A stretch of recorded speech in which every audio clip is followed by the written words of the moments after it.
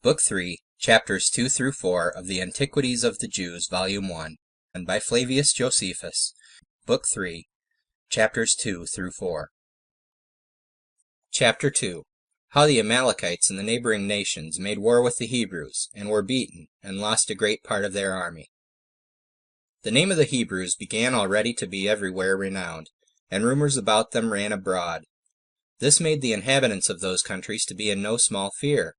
Accordingly, they sent ambassadors to one another, and exhorted one another to defend themselves, and to endeavor to destroy these men. Those that induced the rest to do so were such as inhabited Complied and Petra.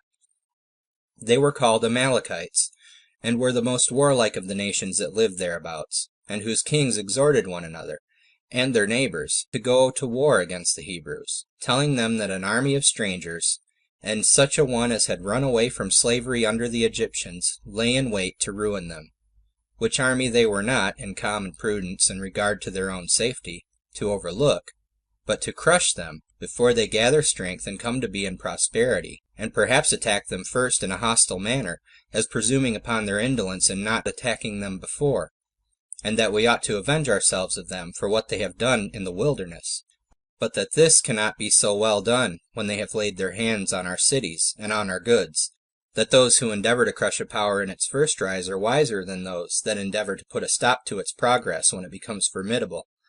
For these last seem to be angry only at the flourishing of others, but the former do not leave any room for their enemies to become troublesome to them. After they had sent such embassages to the neighboring nations, and among one another, they resolved to attack the Hebrews in battle. These proceedings of the people of those countries occasioned perplexity and trouble to Moses, who expected no such warlike preparations. And when these nations were ready to fight, and the multitude of the Hebrews were obliged to try the fortune of war, they were in a mighty disorder, and in want of all necessaries, and yet were to make war with men who were thoroughly prepared for it. Then therefore it was that Moses began to encourage them, and to exhort them to have a good heart, and rely on God's assistance, by which they had been in a state of freedom, and to hope for victory over those who were ready to fight with them, in order to deprive them of that blessing, that they were to suppose their own army to be numerous, wanting nothing, neither weapons, nor money, nor provisions, nor such other conveniences as, when men are in possession of, they fight undauntedly, and that they are to judge themselves to have all these advantages in the divine assistance.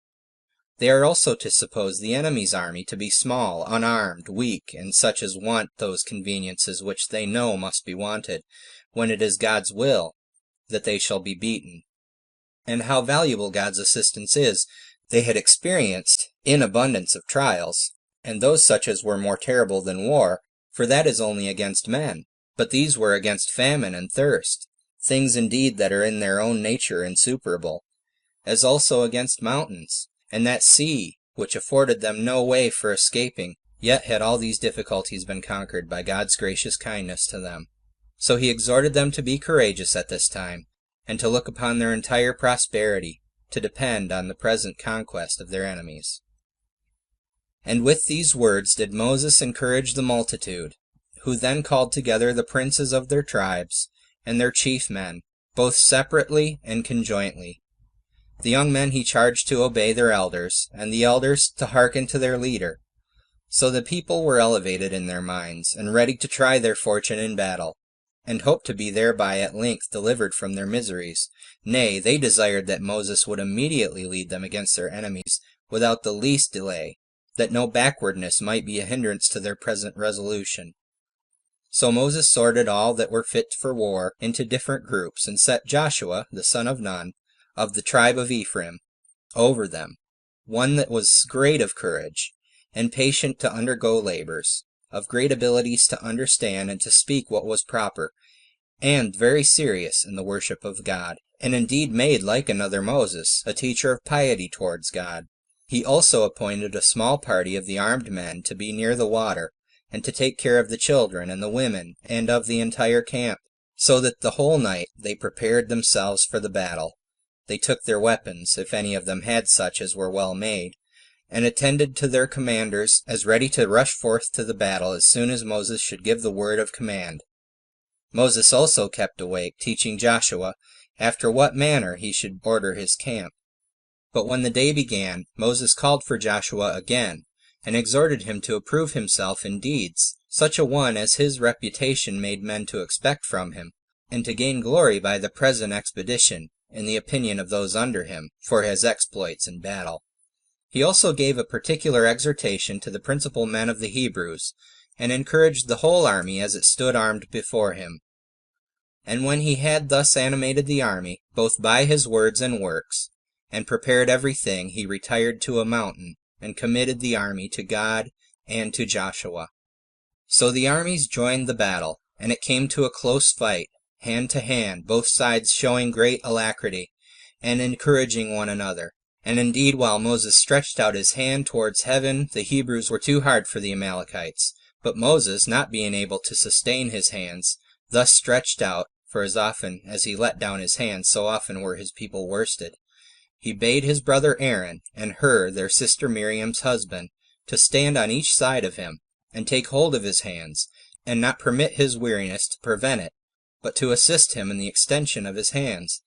When this was done, the Hebrews conquered the Amalekites by main force, and indeed they had all perished, unless the approach of the night had obliged the Hebrews to desist from killing any more. So our forefathers obtained a most signal and a most seasonable victory, for they not only overcame those that fought against them, but terrified also the neighboring nations, and got great and splendid advantages, which they obtained of their enemies by their hard pains in this battle. For when they had taken the enemy's camp, they got ready booty for the public, and for their own private families, whereas till then they had not any sort of plenty, of even necessary food. The forementioned battle, when they had once got it, was also the occasion of their prosperity, not only for the present, but for the future ages also. For they not only made slaves of the bodies of their enemies, but subdued their minds also, and after this battle became terrible to all that dwelt around them. Moreover, they acquired a vast quantity of riches, for a great deal of silver and gold was left in the enemy's camp, as also brazen vessels, which they made common use of in their families. Many utensils also that were embroidered there were, of both sorts, that is, of what were weaved, and what were the ornaments of their armor, and other things that served for use in the family, and for the furniture of their rooms. They got also the prey of their cattle, and of whatsoever uses to follow camps, when they removed from one place to another. So the Hebrews now valued themselves upon their courage, and claimed great merit for their valor, and they perpetually injured themselves to take pains, by which they deemed every difficulty might be surmounted. Such were the consequences of this battle. On the next day Moses stripped the dead bodies of their enemies, and gathered together the armor of those that were fled, and gave rewards to such as had signalized themselves in the action, and highly commended Joshua, their general, who was attested to by all the army, on account of the great actions he had done. Nor was any one of the Hebrews slain, but the slain of the enemy's army were too many to be enumerated. So Moses offered sacrifices of thanksgiving to God, and built an altar, which he named the Lord the Conqueror. He also foretold that the Amalekites should utterly be destroyed, and that hereafter none of them should remain, because they fought against the Hebrews, and this when they were in the wilderness, and in their distress also. Moreover, he refreshed the army with feasting, and thus did they fight this first battle with those that ventured to oppose them, after they were gone out of Egypt.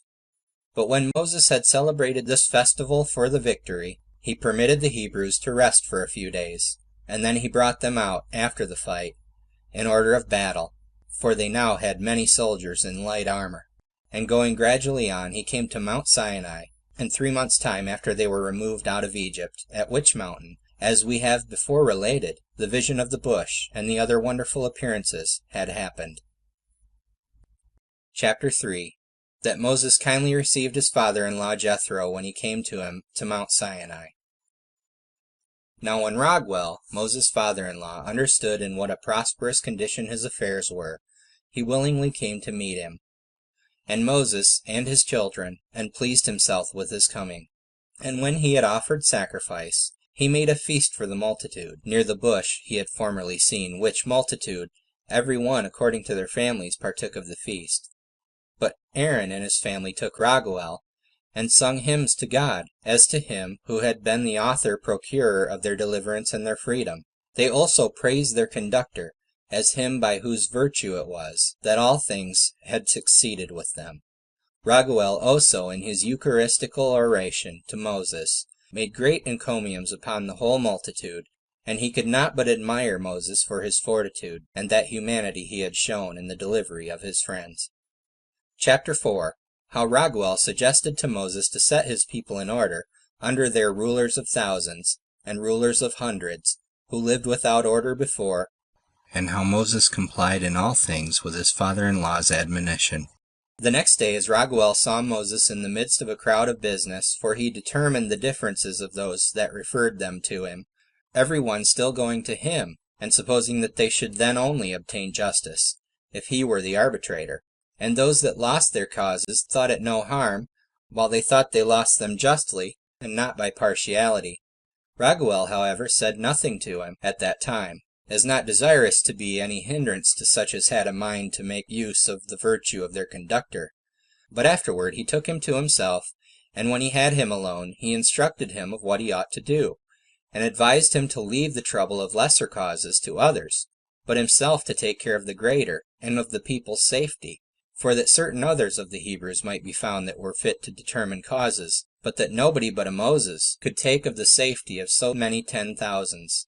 Be therefore, says he, insensible of thine own virtue, and what thou hast done by ministering under God to the people's preservation.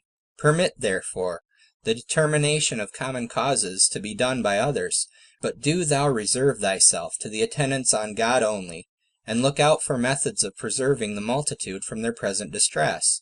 Make use of the method I suggest to you, as to human affairs, and take a review of the army, and appoint chosen rulers over tens of thousands, and then over thousands. Then divide them into 500s, and again into hundreds, and into 50s, and set rulers over each of them, who may distinguish them into 30s, and keep them in order, and at last number them by 20s and by 10s, and let there be one commander over each number, to be denominated from the number of those over whom they are rulers. But such as the whole multitude have tried, and do approve of, as being good and righteous men, and let those rulers decide the controversies they have one with another. But if any great cause arise, let them bring the cognizance of it before the rulers of a higher dignity. But if any great difficulty arise that is too hard for even their determination, let them send it to thee. By these means 2 advantages will be gained. The Hebrews will have justice done them, and thou wilt be able to attend constantly on God, and procure him to be more favorable to the people. This was the admonition of Raguel, and Moses received his advice very kindly, and acted according to his suggestion. Nor did he conceal the invention of this method, nor pretend to it himself, but informed the multitude who it was that invented it. Nay, he is named Raguel in the books he wrote as the person who invented this ordering of the people, as thinking it right to give a true testimony to worthy persons, although he might have gotten reputation by ascribing to himself the inventions of other men, whence we may learn the virtuous disposition of Moses. But of such his disposition we shall have proper occasion to speak in other places of these books. End of Book 3, Chapters 2 through 4. Recording by Jason Justice.